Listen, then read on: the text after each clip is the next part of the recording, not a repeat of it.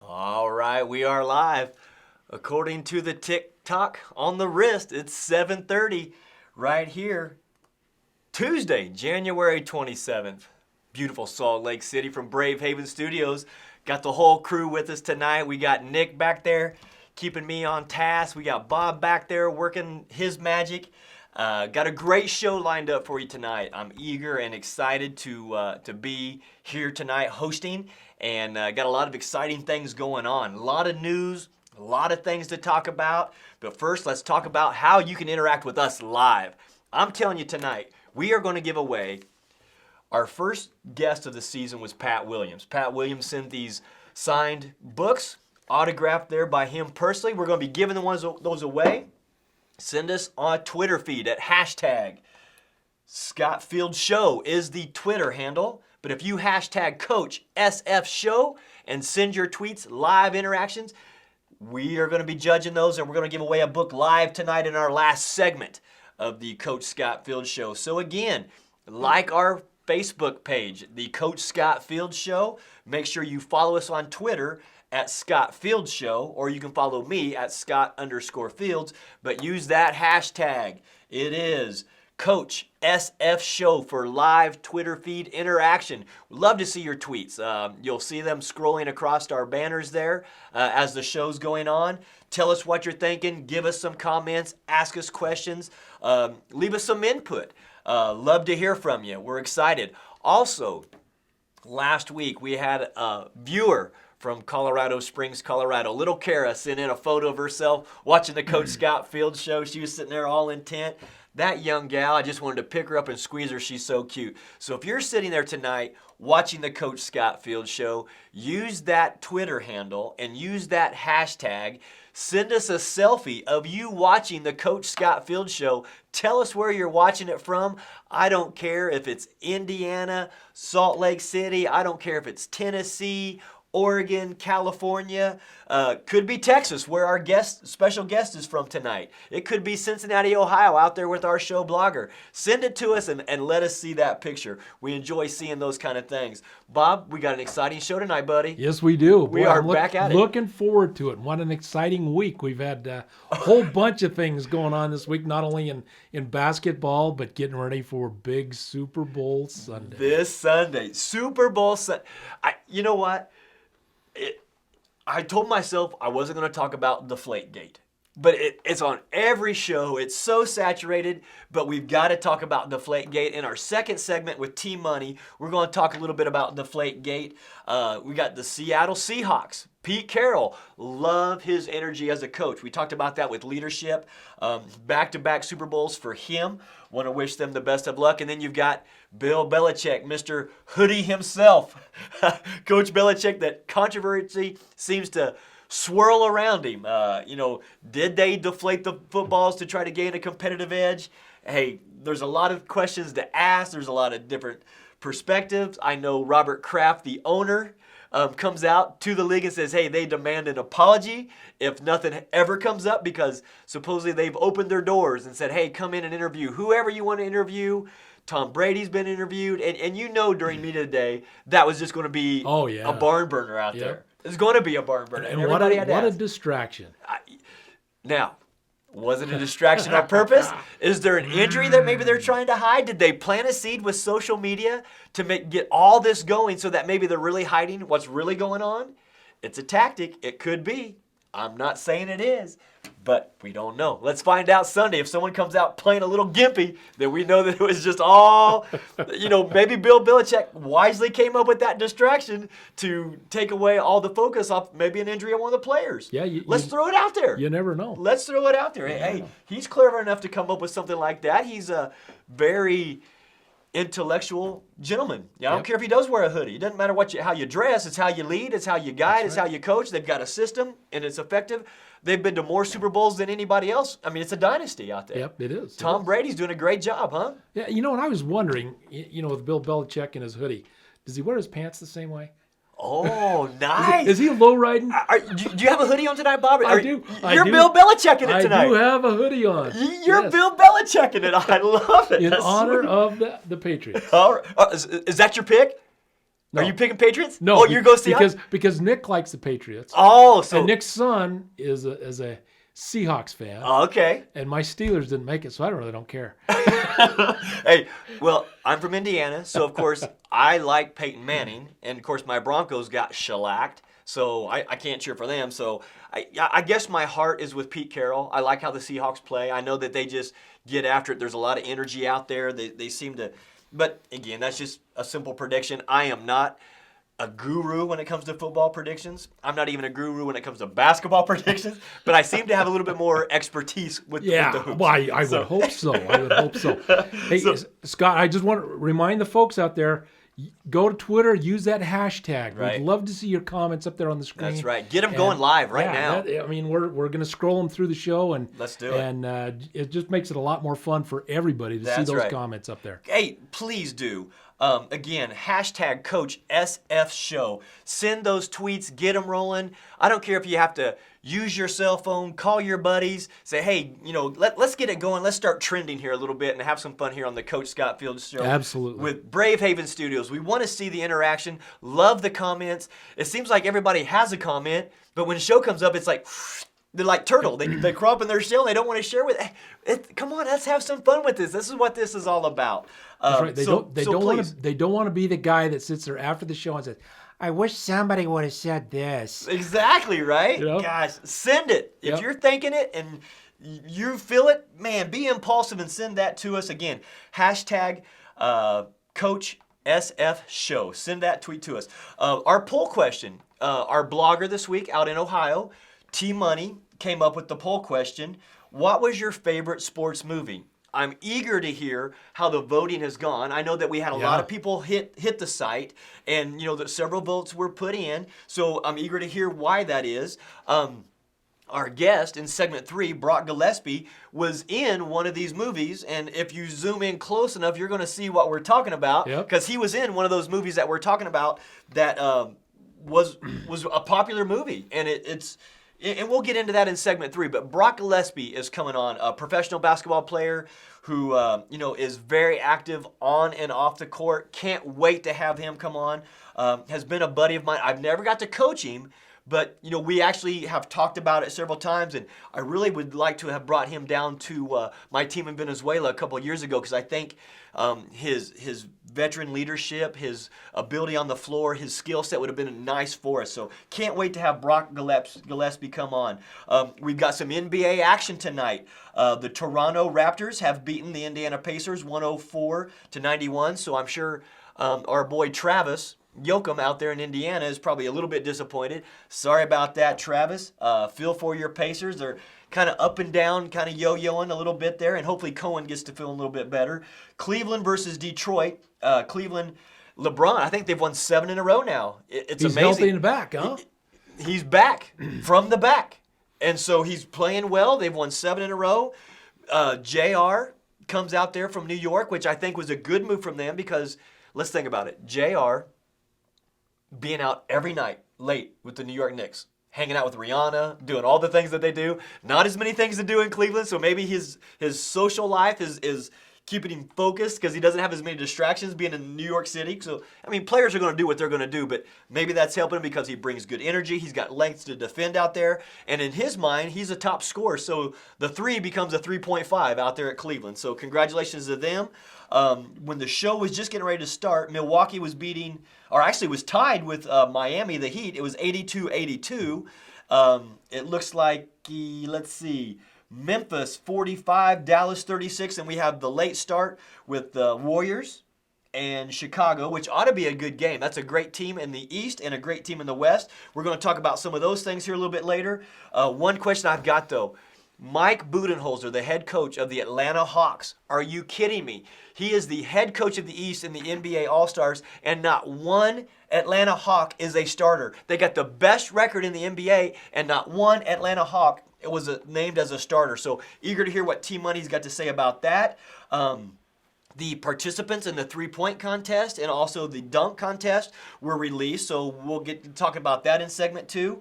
Also want to thank everybody for your kind words and comments on our blogs and posts that we're doing for the instructional stuff.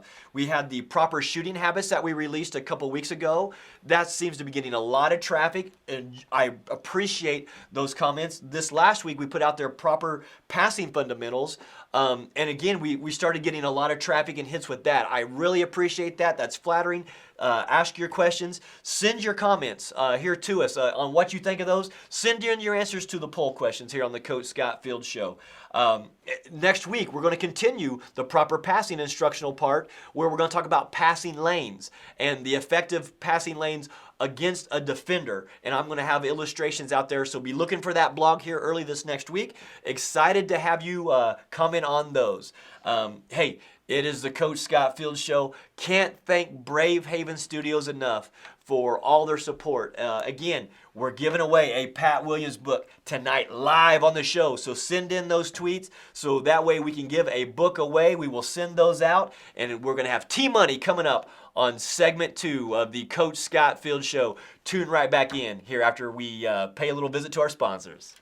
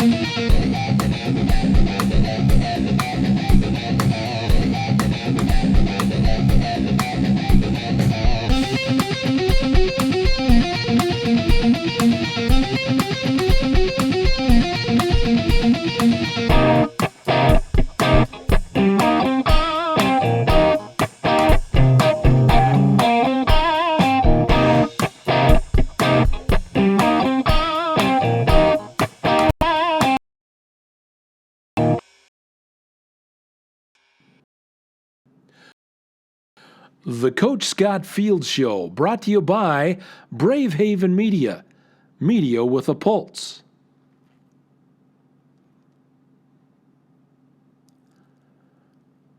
We'd also like to welcome Salon Dante, especially Kim Fields at Salon Dante here in Sandy, Utah. 9th Avenue Dental, Dr. Chris Tarbett.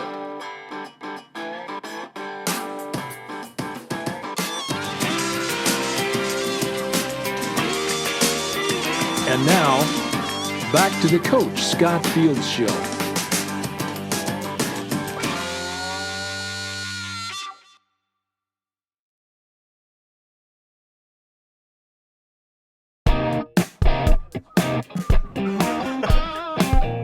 It's going to look like bombs and earthquakes.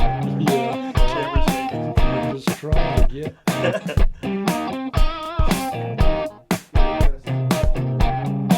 Tracy, can you hear me, buddy? All right, I can hear you. Hey, and we are on live. I'm talking to my T-Money. So T-Money is on the phone live with us tonight. Excited to have you, my man. T-Money, how's everything out in Ohio? Oh, it is cold. I wish I was back in Oklahoma right now. They had a record of 78 today. So Wow. kind of I wishing I mean, could have went back to Oak City for a little bit.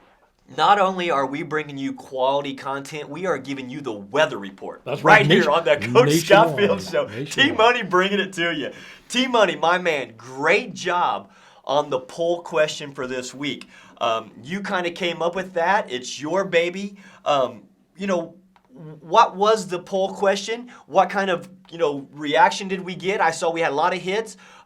Whose favorite movie is out there? Let's talk about it for a second. Well, I'll tell you, I just came from a great one.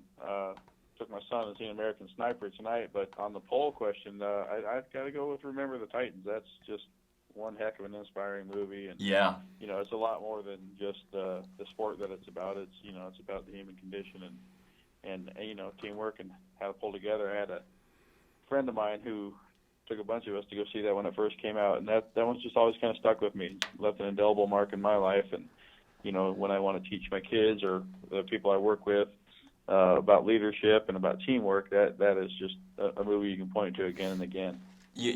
T Money, I think Disney does a great job with every sports movie that they have. And Remember the Titans, I mean, Denzel Washington plays the coach, and again, it's where the schools are becoming integrated, where the African Americans and the Caucasians come together and they build a team, and they had to kind of lead that drive. But so many great lessons and life lessons are taught during these movies. I agree. I enjoyed Remember the Titans. I still like the cadence on the hand clap, and I use that one sometimes when they're in that huddle. And I just like the whole story and the whole meaning behind that. What were some of the other top movies that people voted for on our poll question this week? Because the question was, what is your favorite sports movie? Well, a lot of them pulled things out of the woodwork too. I mean, I had some sports writers chime in on it, and people out there actually in Utah that follow rodeo and said 8 Seconds is the best sports movie ever made. Nice. I'm sorry. Go ahead. No, I love it. Because there's so many movies out there. I mean, if you would ask my wife, she would just say Rocky, because she gets up at 5 a.m, goes run with my dog Diesel, and she's got her headphones in, and she's out there da da da da da. So she's all about Rocky. But yeah, there's so many great movies out there. I'm glad so many people took the time to chime in. And again, it's not too late to chime in, because again, we're going to give away that Pat Williams book tonight that's signed inside from Mr. Pat Williams. It's a great thing to have, and we're so blessed that his publicist sent those out to us. Send in those hashtags to Coach SF Show and share us, your thoughts on your favorite TV movie or sports movie. Great stuff. Hey, let's talk about the Super Bowl real quick. I know we're a basketball show, but T Money, who you got winning that Super Bowl this week? Oh, I've got to go with Russell Wilson and Seattle Seahawks. Okay. You heard it here. T Money's going with the Seahawks, and we're gonna. Hey, tell us what people think about that. Again, use that hashtag. Who's winning the Super Bowl this week? What do you think about the whole Deflategate thing, T Money? I mean, you're a journalist. You cover these kind of things. Your finger's on the pulse out there. What are your feelings on it personally about the Deflategate? Do you think it's happened? Do you think the NFL handled it in an appropriate manner? Tell us. What do you think? Well, if sweeping things under the rug is considered an appropriate manner, it kind of follows everything politically, sports-wise. So these guys get away with a lot of stuff. Yeah. That being said, I don't think it's as big a deal as everybody's making it. There are different things that can happen in the course of a game. I think it's just something to call out. When you lose, you certainly pick those things apart. That being said, I mean, you look back at Belichick and Brady's history. Filming the signals a few years back and getting popped on that. So I wouldn't put it past them, but I think I think the media has blown it up bigger than anything. And now you've got the good guy versus bad guy going into the Super Bowl. You've got the good guy Seahawks and Bill Belichick and his bad guy villain role, and it's ratings. It's $4 million TV spots, and it's a great storyline for that. It's just like in any good sports movie. In the Rocky movies, you always had the Russian was the villain, and you had Rocky as the hero. So here we're building up great drama. If that's what this was all about, good on them, because I know, everybody around, the nation will be watching that game and glued to the TV, and will still chime in on it and talk about it. But now let's get back to the NBA. Coach Budenholzer is the head coach of the East at the All-Star game, and not one Atlanta Hawk is in the starters. To me, it baffles me as a coach that no one has chosen a Hawk. Because the fans vote, and I get it. It's fan driven. It's all about entertainment. You got your 3-point contest participants going out there. Got your dunk contest. You got your skills challenge. But T-Money, what do you think? How can the leading best record in the league not have one starter on the roster? Well, that voting is driven by the fans, and fans always go back to the well on the people they've chosen year after year after year. Yeah. With the exception of, leaving Westbrook and Durant out there, which is unbelievable. Yeah. But, to have a potential coach of the year candidate like Mike Budenholzer not have any starters, I mean, with his vote that they're going to name the rest of the teams Right. on the 29th. And That's so right. Obviously, Horford and Korver and Millsap certainly have a shot at Or round even two here. Teague. Even But, Teague at the point guard position. You can look at the other guy who I have in my pocket for Coach of the Year, and you and I know him very well, Dave Yeager. And we've got Mark Gasol, but the rest of the team's not getting any love either. So, Right, exactly. the Hawks and the Grizzlies are playing some of the best basketball out there and not getting any love. You bet. I'm glad that you spoke on that. Great job. What are you hearing as far as trades with these trade deadlines? Well, you got the rumbling always around Reggie Jackson with Oklahoma City. Yeah. Of course, that Jennings went down in Detroit, so Yes. Detroit's going to be looking to fill his shoes. There's rumors out there about Norris Cole, but in this game tonight, D. Wade just went out with a hamstring, so Miami's going to need Norris Cole. Yeah. So, Yeah. Detroit's going to have to shop elsewhere, and I can't believe that a Reggie and Perk for Greg Monroe deal wouldn't be good for both teams. Wow. Yeah, But that's there just you my go. opinion. I hear you. Good stuff. Okay, so every year during the All-Stars, there's always somebody being snubbed. Of course, the reserves are going to be picked. The coaches will have their pick. Who is most likely going to be on that bubble, who everybody likes and everybody knows can really play, but who may get that snub this year in the All-Stars? Unfortunately, it may be a couple of Hawks. It certainly, Serge Ibaka, who has, I think, rounded out his game. A lot of other people think that it's kind of taken a step backwards. Yeah. Because he's, become more of a shooter and less of a rebounder. But, I think he's been snubbed far too many times. Yeah.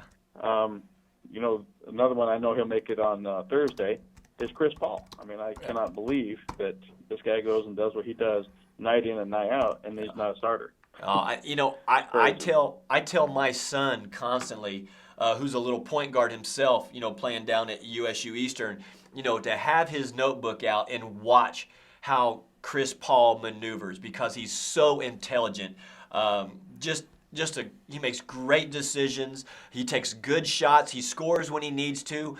He gets the ball to the right people at the right time. Love Chris Paul. And you got to love, I'm sorry, and I know this is all part of it, but don't you love the commercials there with John Stockton and the crew? I mean, come on, John Stockton come out of nowhere and is now making those commercials with him with Steph Curry's help. Oh, no doubt. And I don't know if you saw the picture that I just got. Oh, I'm losing you a little bit there, buddy. And it was Eaton, Stockton, Malone, and Jerry Sloan. Yeah. And that is a phenomenal figurehead of basketball. Why those guys aren't coaching? Yeah, somewhere gotcha. is beyond me. I echo you. Trust me, I was blessed that Coach Sloan allowed me to come out and observe between my head coaching jobs, and every day was a clinic. And I'm actually working on a blog and a post of all the things that I was able to take away from those observations being out here with Coach Sloan with the Utah Jazz. Great man, and just a phenomenal basketball mind who did not let the tail wag the dog. And just good stuff. But hey, let me ask you this. All-Star break's coming up. What coaches out there are on the hot seat at NBA All-Star break that may not have a job when All-Star break is over on the 15th? Well, I've got to go with my favorite victim of the day. That's got to be Scott Brooks. Okay. He has got to go. The way Oklahoma City is up and down, it's time. Scott, I love you. Scott Brooks, I love you, but it's time to go. Gotcha. Turn it over to somebody who will give that team the discipline it needs and have more than 2 pages in their playbook. Gotcha. Well, what about Derek Fisher out there in New York? Is Phil Jackson going to stay loyal to his guy? I mean, they're not playing to the expectations. Do you think Derek Fisher may also, is that seat maybe not hot but getting warmer by the game? Well, I mean, that would include Phil actually acknowledging he made a mistake. So I don't know how quickly Phil is going to move on that. But certainly, Derek Fisher was kind of served up as a sacrificial lamb. He thought he would get the triangle offense going there. It's hard to get anything going on a team that has Carmelo Anthony on it because he demands so many touches and so many shots. Yeah. It's hard to get a flow going. Gotcha. I really like, I can't remember the young man's name. They just pulled him up from the D League, but they restructured his contract today. Oh, dang it, I can't remember his name. I apologize for that. That's okay. But I really like what this kid has brought to the table in New York, and I'm hoping that he, with Fisher's tutelage, he helps resurrect some fortunes and put some brightness on the horizon in New York, because they certainly need it. And, from a coach's perspective, I need you to answer this for me. How the heck is Carmelo Anthony an all-star? You're in the biggest media market in the nation. You have so much press, and you've got Anthony who's out there in that media market. That's where all these votes are coming from, because as you say, it's fan-driven. So that's where there's some favoritism being shown. He's in a huge media market. He's getting the votes. And then you got a Paul Millsap who's down there in Atlanta with the league's best record, who doesn't make it as a starter. So again, my perspectives are as the coaches, but your finger is always on the pulse with the media, my man. T-Money, great job once again. We got Brock Gillespie coming up on segment 3, and we're excited to bring him aboard. So we will see you back after this break.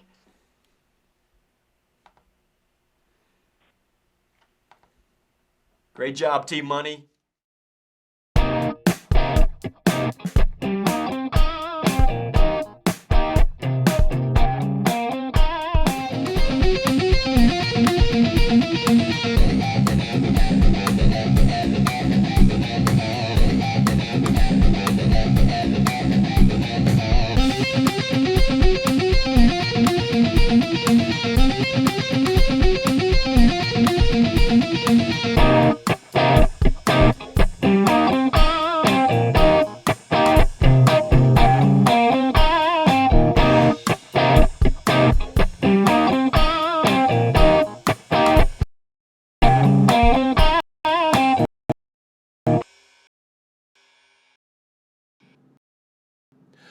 The Coach Scott Fields Show, brought to you by Brave Haven Media, media with a pulse.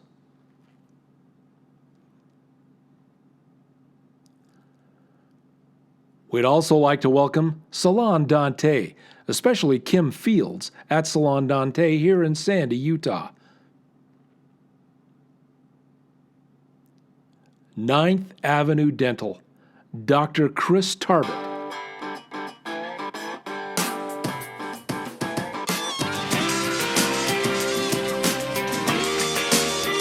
And now, back to the Coach Scott Fields Show.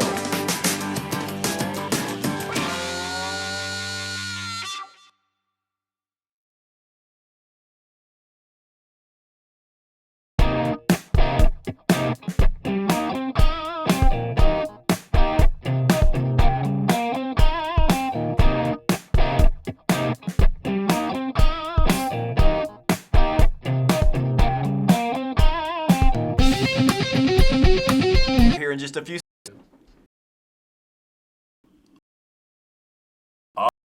All right, we are back with the Coach Scott Fields Show live from Brave Haven Studios, and I am thrilled, honored to have a buddy of mine who, unfortunately, Bob, I've never had the opportunity to work with this young man and coach him, But somewhere down the road, I can foresee us working together because, as I mentioned a little bit earlier, I really wanted to get this guy to come down and play for us in Venezuela because he would have added so much. His skill set, his knowledge, his veteran leadership.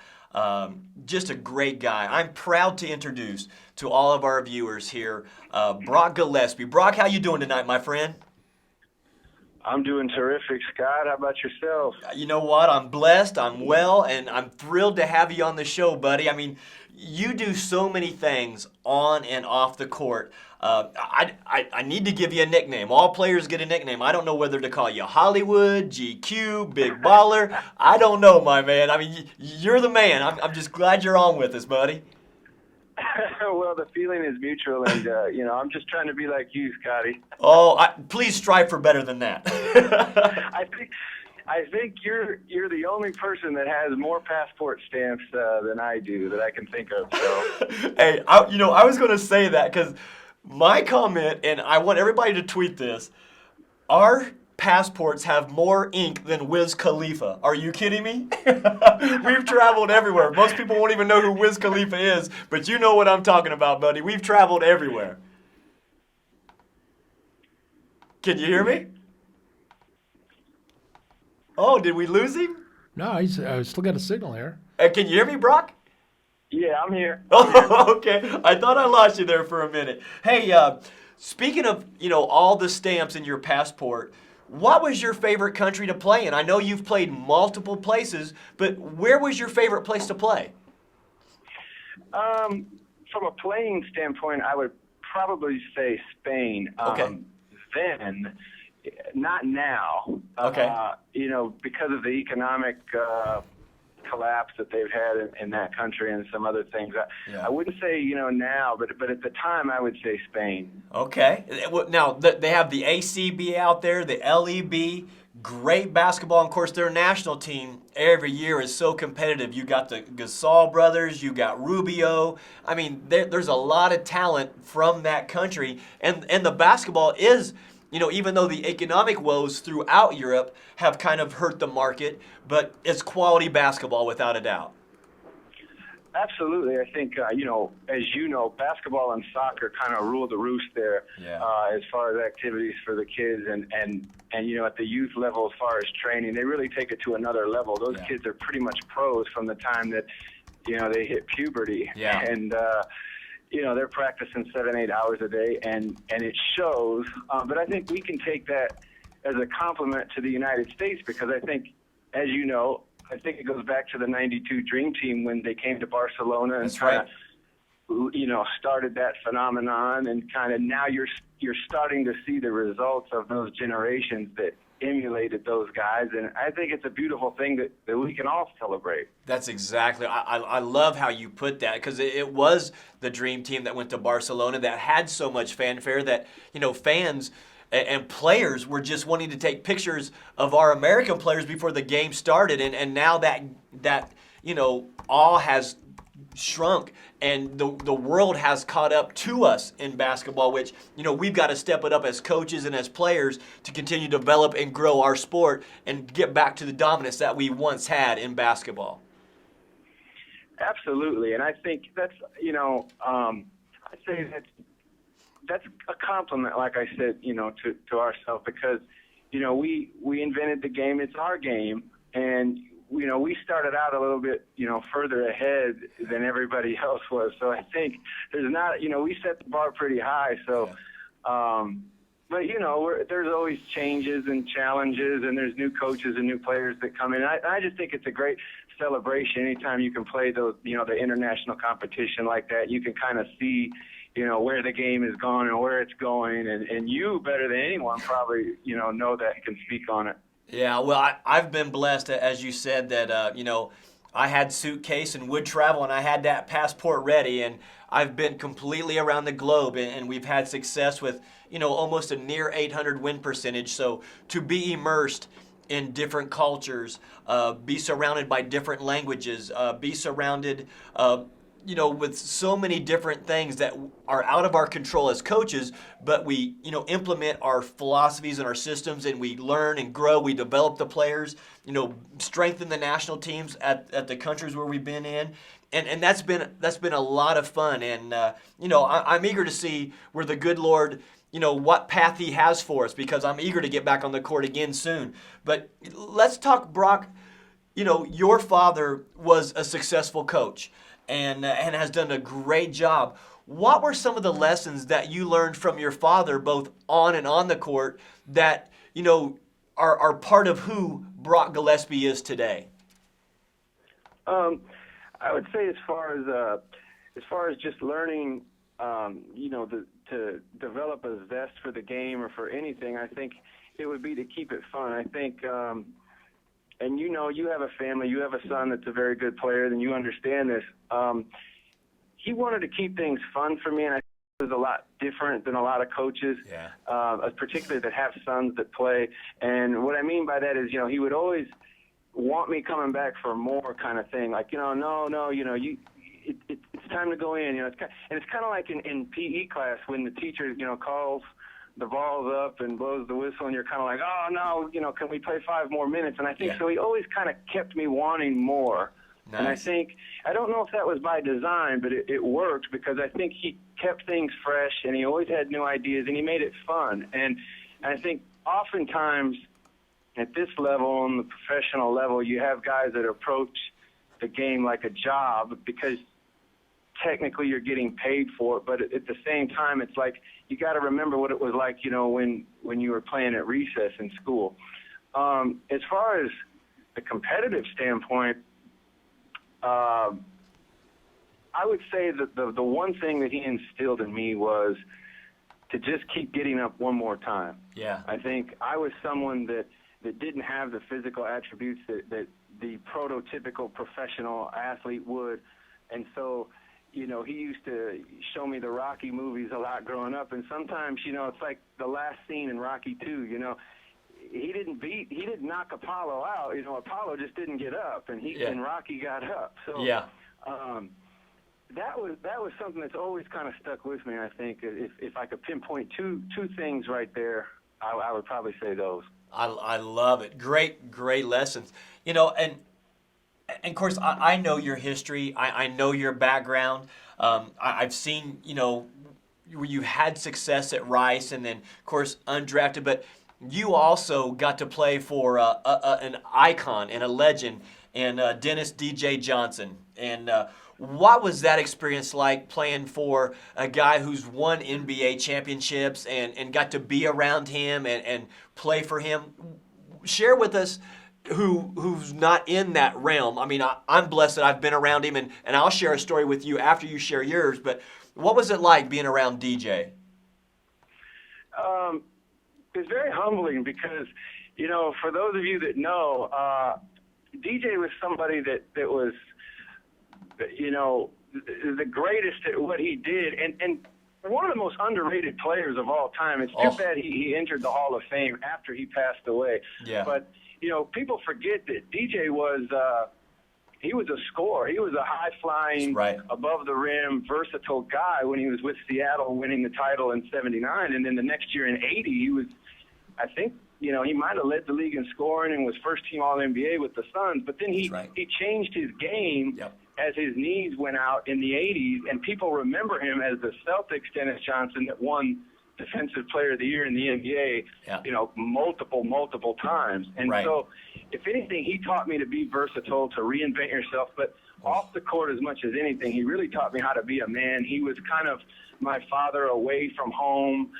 He had, carte blanche permission, I guess, if you will, from my dad to basically kick my butt when needed. So I valued our talks on the buses, on the flights, in the hotels, and it's just, he's probably the most influential person that I've ever had over my basketball career, especially at the professional level. And you won't find a better human being, really. And, it almost tears me up to even, to talk about him, because I just really cared for him and admired him so much on that type of level. Right, right. And I'm going to share my experience. My friend Brian Gates was his assistant coach for a while before he went on to his head coaching job with the Idaho Stampede. And of course, he went to Sacramento, and then he's had his success. I was actually talking with DJ about being an assistant coach with him down in Austin, and then we'd had a meeting already. We met down at the NBA Summer League in Vegas, and we were review process. Second interview again, and then it wasn't 10 days later that we tragically lost him. And I know I could have just broadened my knowledge just by being around him even more. And it's sad that the game lost an ambassador like him. Yes, he was very versatile as a player, but the fact that he took a step back to get back into the game, not making hardly any money as a head coach with the D-League, so that he can inspire, lead, direct, and coach players like yourself. It gives me chills to hear you share, your sentiments with him. And I know you got to speak at his funeral as well, which to me is an outstanding compliment to you as a person and your character. Yeah, I did. It's something, that it was bittersweet, but yeah, I was actually one of the last people to speak with DJ. I was with him in basically his final moments, and it was a very awkward and surreal, and I guess melancholy type moment, because it just put me in shock. It put our whole team in shock. But he everything he brought to the game was just, like you said, I mean, it was unmatched as far as a knowledge standpoint, and really from a humility standpoint, because in a day and age where everybody thinks they have all the answers, and you got my generation to blame, really, so I can take a shot at my own generation. Guys really don't understand about paying the price as far as coaching, and yet here you have a surefire Hall of Famer who quarterbacked a dynasty team of the 80s in the Boston Celtics, and here he was at the NBA Development League saying, and I know this to be true, I'm not speculating, because he verbalized this to me on many occasions. He said, I need to learn, though, how to coach. I need to learn. I haven't been a head coach. I'm learning. And so that's something I think right there that speaks volumes. You better believe it. And I'm glad we had an opportunity to touch on that, because he was such a legend. And, we, not only in a basketball community, but we as people have lost a great person in him when we lost him. I know, too, that right now, congratulations to your brother who has recently signed a scholarship in baseball. Outstanding for him, so congratulations to your family. But right now, you're traveling the country. You're going to a lot of games. You're meeting with coaches and you're observing play. What are you taking from some of those observations, positive and negatively? Let's talk about some of the coaching that you're watching. Let's talk about the level of play that you're watching. And go ahead, be brutally honest to our viewers. What are you seeing out there when you travel around to some of these games around the nation right now, Brock?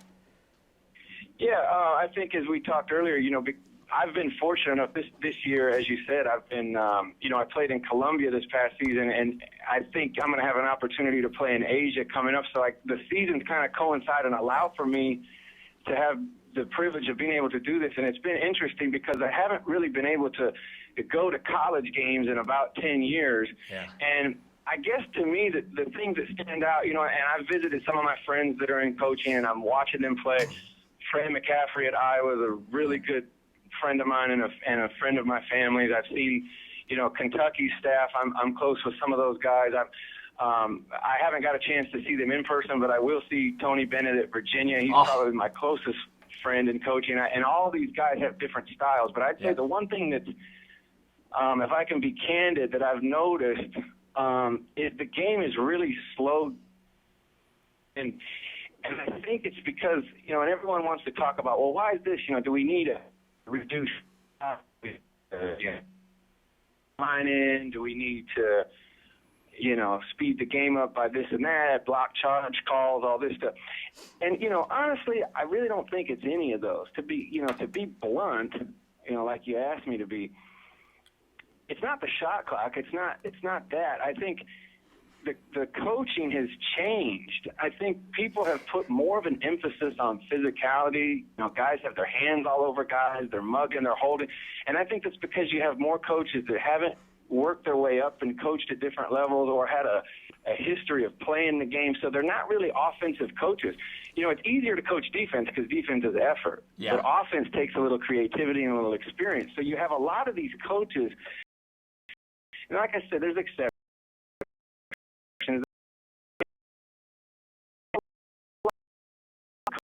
Coaching effort and they're coaching defense, and the game really takes on kind of a, you know, an ugly type, you know, result, I guess, or effect, if you will, but because of that. And, you know, I guess you see in games now in the 50s and 40s, and you're like, is that a halftime score? It's like, oh, no, that was a final. Like, Yeah. Wow, how about that?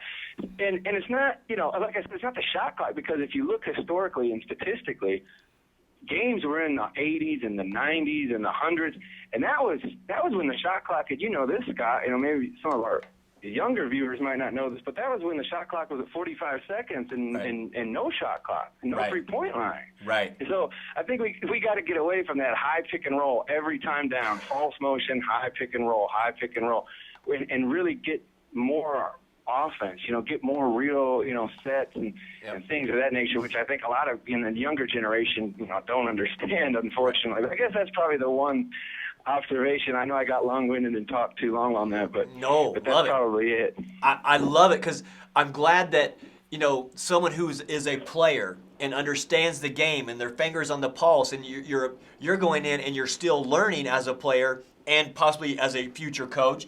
And these are candid observations, and I love you sharing that. So don't feel like you were long-winded at all. You know, I also know that you get to go and speak, you know, to the Players Association. What types of message do you deliver to the players when you're speaking in front of all these campers? What is your message to those players? It's twofold. That is, you know, that's the NBA Players Association Top 100 camp, where they bring in supposedly the top 100 high school kids. The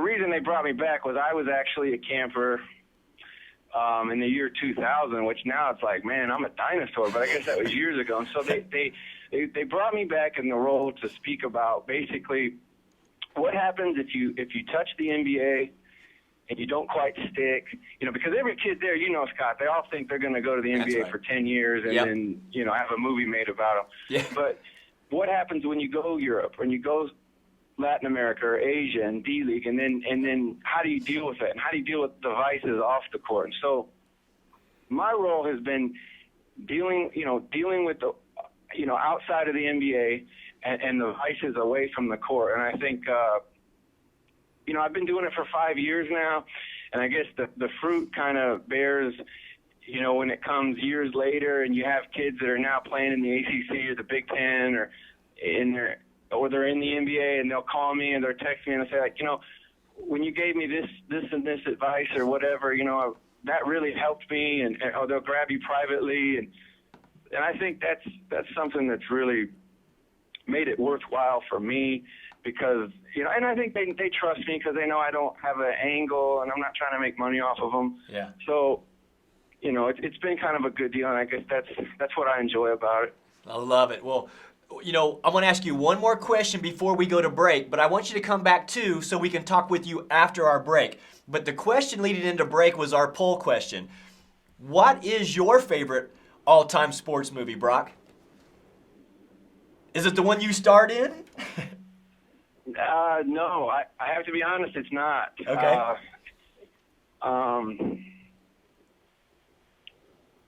You know, I would probably have to go on a previous reference and say Rocky. I would probably have to go with that. Okay, nice. So, and you learned that life lesson of perseverance and picking yourself up, right?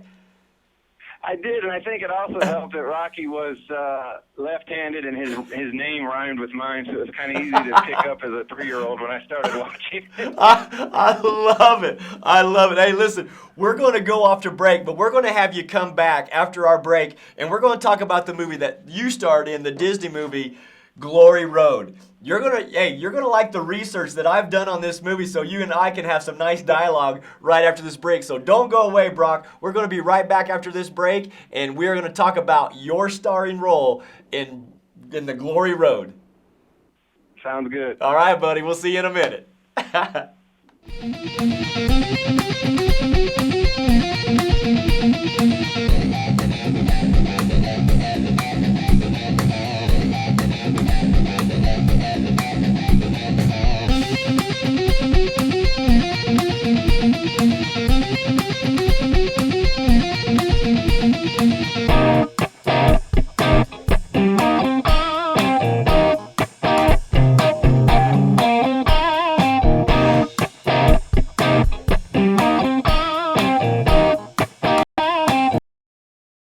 The Coach Scott Fields Show, brought to you by Brave Haven Media. Media with a pulse.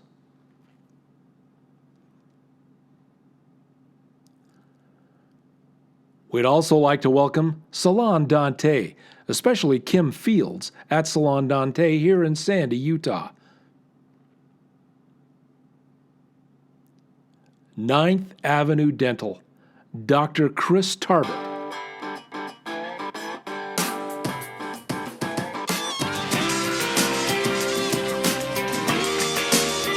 And now, back to the Coach Scott Fields Show.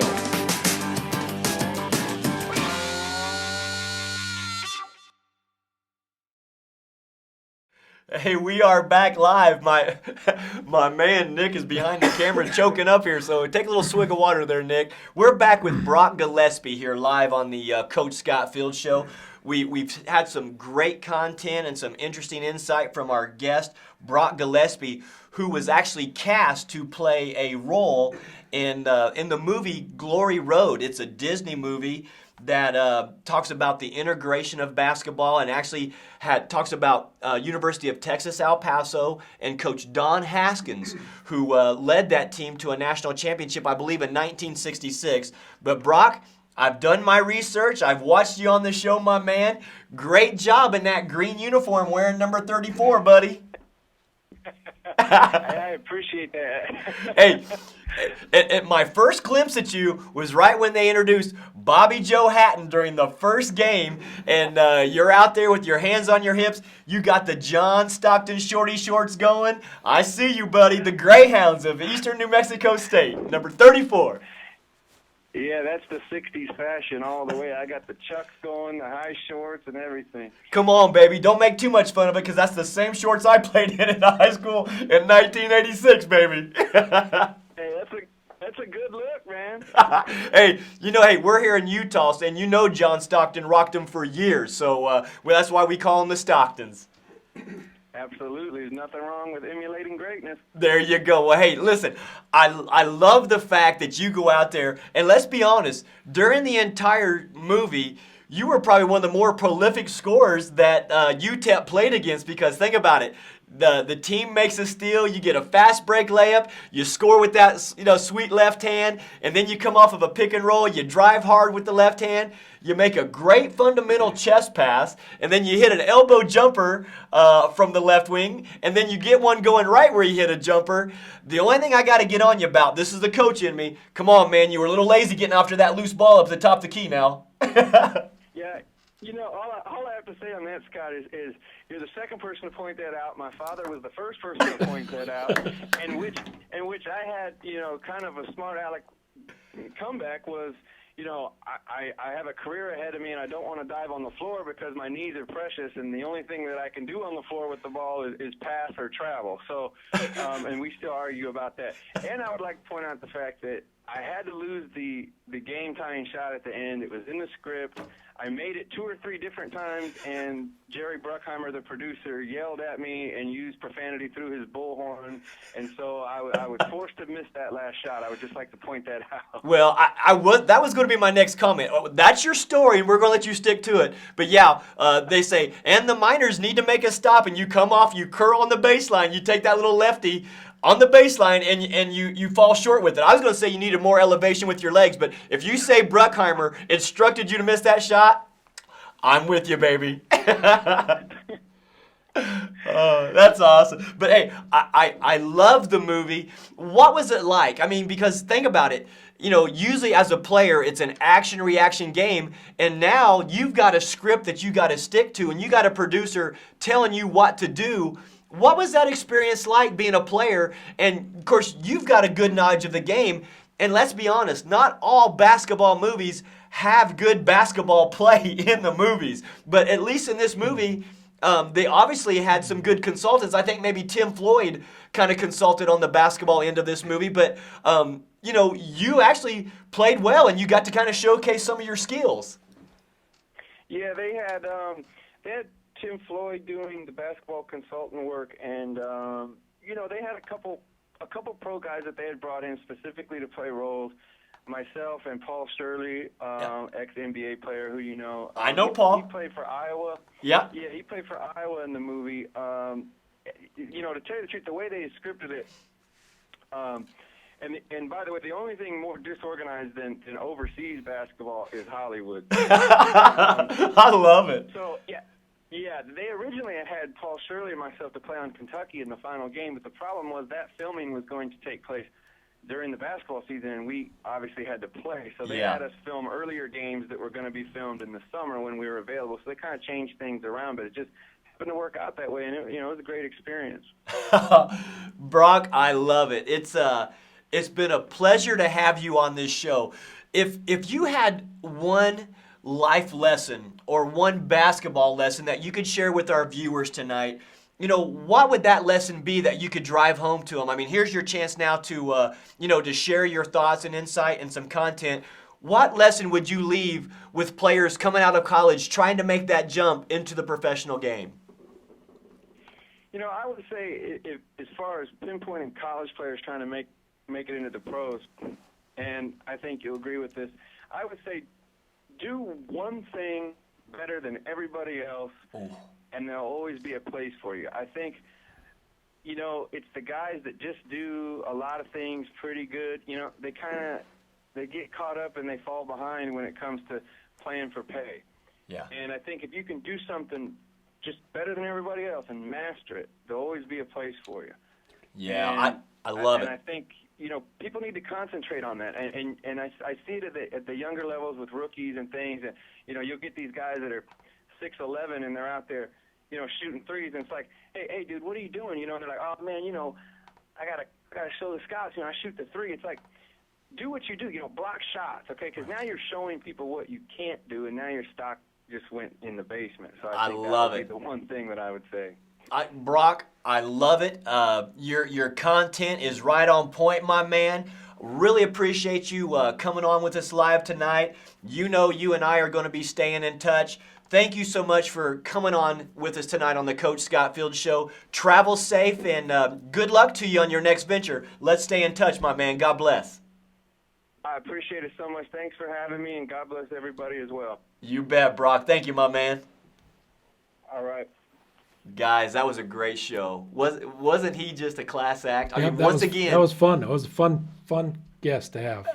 Just again a different perspective, and again, a coach's son who's played professionally, continues to play professionally, and to have his insight and talk about some of the perspectives that he sees going back watching these college games, I think is quality for people to just out there as viewers to listen to a guy who's in the grind right now to learn and grow. Because again, our show is all about empower, educate, and grow. And again, that viewership and that content that is being shared is top notch. Hey, I'll tell you what, we're going to end our show here for tonight. We're going to be back with you again next week, where once again we're going to have a special guest who had an NBA playing career, and we're kind of getting things going. And it looks like he's going to be our guest for next week. Look for the next couple days for our post on who that special guest is going to be. And again, look for T-Money with his poll question. And we're going to be looking live at who's going to get one of these Pat Williams book. Was there any tweet out there, guys, that you kind of liked that?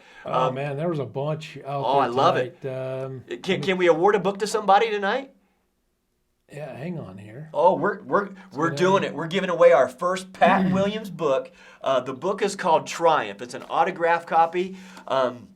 It's powerful stories of athletes of faith, and we can't thank Pat Williams enough for providing these books. We're going to get this book out to one of the guys who are guys or gals who is tweeting in for us tonight, and we're going to give it away. Do we have a name? Which one sticks out to you? J. Alden Daniels. Nice. J. Alden Daniels? Yep. All right. Jay, congratulations. We're going to get in contact with you through a private message to make sure we have your contact information. You are the first winner of the Pat Williams book Triumph. We're going to get that copy to you. Congratulations. Tune in next week where once again we're going to have live Twitter feeds at #CoachSFShow for your opportunity to win another copy of the Pat Williams book. Stay healthy. God bless. Stay focused. Continue to empower, educate, and grow right here with us at the Coach Scott Field Show. Next week, it's going to be February on our next show. We will see you then. We'll see you next week.